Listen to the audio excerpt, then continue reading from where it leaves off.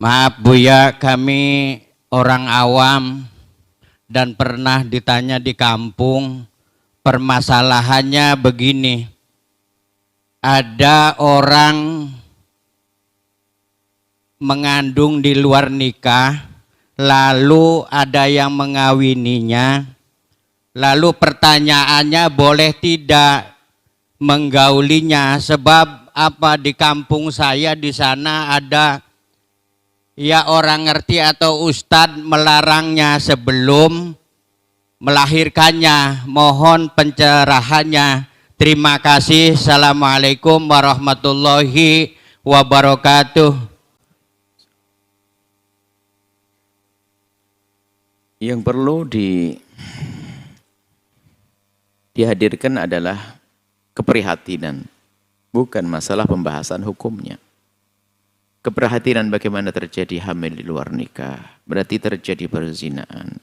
Kalau sudah hamil berarti bukan zina sekali, bisa berkali-kali zina. Kesedihan seharusnya, kan begitu. Semoga Allah menjauhkan dari perzinaan, menghinakan, hina sekali, kasihan. Dan memang wanita itu perlu ditolong. Cara menolong bermacam-macam. Apakah menolong dia harus menikahinya? Nah ini. Apakah menolongnya harus menikahinya?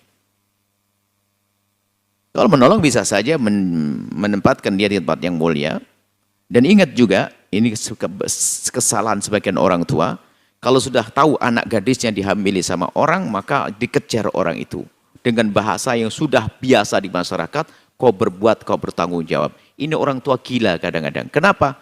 Yang menghamili orang jahat kurang ajar. Akankah anaknya sudah terdolimi begitu langsung diserahkan kepada orang jahat itu? Ini gara-gara kalimat yang sudah di masyarakat. Kau berbuat, kau bertanggung jawab. Innalillah. Sudah jahat begitu mau dikasih putrinya. Baik, maka yang perlu dipahami adalah bagaimana menyelamatkan anak gadis ini. Dia berat, dia beban, ada kandungannya. Kalau dia putus asa, naudzubillah, dia malah mungkin dia pezina di luar sana. Atau naudzubillah, membunuh anak, macam-macam. Sampai kita menemukan bagaimana ada bayi dibuang di tong sampah dan seterusnya. Kita perlu menolong. Yang jelas semuanya harus waspada. Hei wanita, jangan mudah tergoda dengan kaum pria. Hati-hati, zina ada pintu halal. Kenapa harus berzina? Nah kemudian setelah itu, kalau ada orang menikahi orang yang dalam keadaan hamil, lihat. Kita bicara tentang madhab kita Imam Syafi'i, bicara tentang madhab fikih. Madhab fikih. Sebab larangan menikah dalam madhab Imam Syafi'i adalah kalau laki perempuan itu adalah punya suami atau dalam masa iddah. Atau hamil tapi punya suami. Jadi waktu orang hamil tidak boleh dinikahi karena bersuami. Sehingga dalam hamil itu dia masa iddah. Itu adalah iddah, itu iddahnya masa menanti karena ada hubungannya dengan suaminya. Tapi jika wanita itu adalah tidak punya suami, maka lihat, tidak ada iddah dalam mazhab Imam Syafi'i. Berbeda dengan mazhab Imam Ahmad bin Hanbal, lain cerita dalam hal ini. Ulatul ahmali itu ayyadna hamlahunna itu adalah kalau punya suami. Tapi untuk Imam Ahmad diambil sama. Jadi waktu orang hamil tidak boleh dinikahi. Pendapat Imam Ahmad sah. Akan tapi yang menikahi bagaimana? Karena memang dalam pembahasan fikih adalah selagi dia tidak bersuami, maka boleh dinikahi. Sah secara hukum. Akan tapi ketahuilah bahwasanya madhab Imam Ahmad bin Hanbal dan madhab Syafi'i adalah dikutub. Imam Syafi'i memperkenankan begitu saja, Imam Ahmad melarang begitu saja. Belum tentu ada solusi di sini. Dari madhab Imam Malik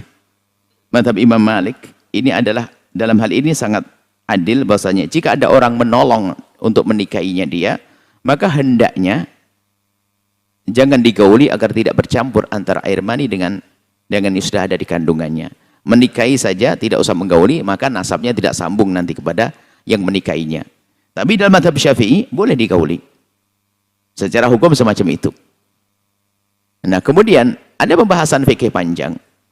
Kalau seandainya digauli, kemudian dari masa menggauli hingga lahirnya bayi itu sampai 6 bulan, dalam mazhab Syafi'i dianggap itu nisbat anak kepada yang menikahinya. Sementara sudah tahu hamil sebelumnya, ini kan pertanda tanya, tandanya besar. Karena fuqaha sudah memikirkan yang demikian ini, sehingga dia akan bertentangan dengan masalah li'an. Karena seorang laki-laki meyakini yang di perut istrinya bukan dari air maninya, maka dia wajib meli'an. Maka dalam hal ini, kita gabungkan antara madhab tersebut. Pertama, mungkin laki-laki itu ingin nolong wanita tersebut. Menolong wanita tersebut. Kemudian, tidak menggaulinya. Itu menjaga, yang penting mungkin dia terhormat, biar tidak cemar namanya dan sebagainya, menikahi untuk memuliakan, menjaganya, nikahi dia.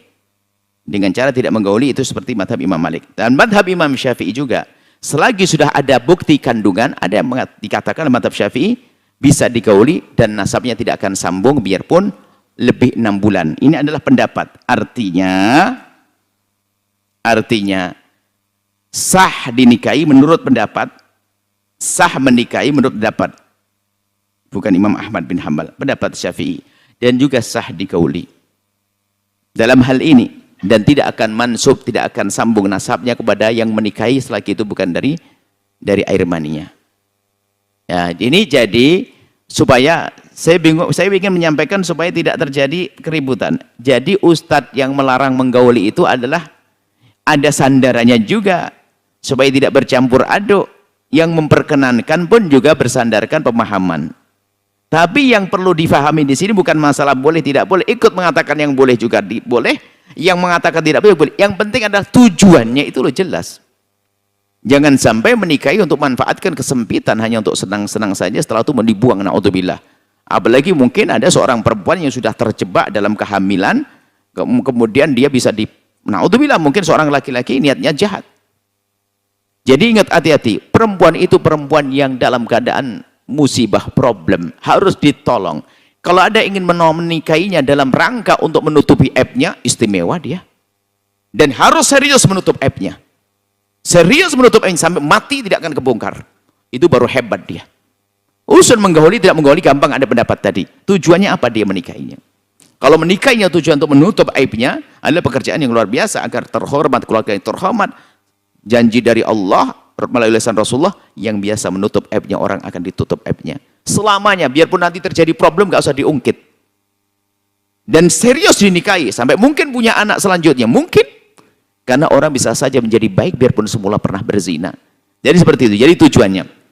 Jadi yang mengatakan boleh menggauli ada pendapat dalam madhab Imam Syafi'i, ada pun mengatakan tidak, itu adalah madhabnya Imam Malik, ada pun mengatakan tidak boleh dinikahi, ada madhab Imam Ahmad bin Hanbal.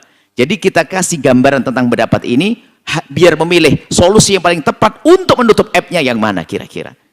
Bisa jadi tidak harus dinikahi, akan tapi bisa saja diarahkan ke sebuah tempat, dihormati dia, dikasih pemahaman dan sebagainya, lahir bayi tanpa ayah, tapi tidak harus diungkap. Ayahnya bisa saja diakukan dengan atas nama. Yang penting harus ada upaya, harus cerdas seorang ulama di dalam menyelesaikan problem ini. Seperti itu. Jadi nggak usah bingung, yang penting tujuannya apa. Bukan untuk meres dia, sebab ada orang mau menikahi meras, untuk menutup, aku nutup. Setelah itu habis nutup dikasih duit, bongkar juga. Naudzubillah. Dan ini problem di masyarakat ini, problem seperti ini. Akan tapi, kenapa para wanita tidak banyak mengambil pelajaran dari ini semuanya? Kejadian-kejadian ini banyak sekali terjadi karena kebodohan, karena nuruti hawa nafsu, nuruti syahwat, dan semoga Allah menjaga kita semua daripada kehinaan-kehinaan itu. Wallahu a'lam bishawab. Setelah Anda menyaksikan video ini, jangan lupa berselawat kepada baginda Nabi Muhammad sallallahu alaihi wa alihi wa sahbihi wasallam.